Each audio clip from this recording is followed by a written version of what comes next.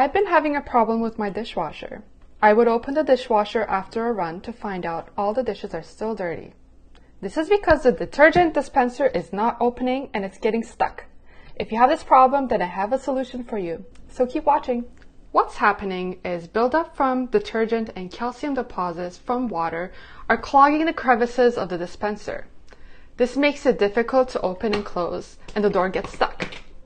The best solution for this is to use vinegar to soften and get rid of this deposit. I put white vinegar in a spray bottle to make it easy to dispense. First, you want to remove the detergent from the dispenser.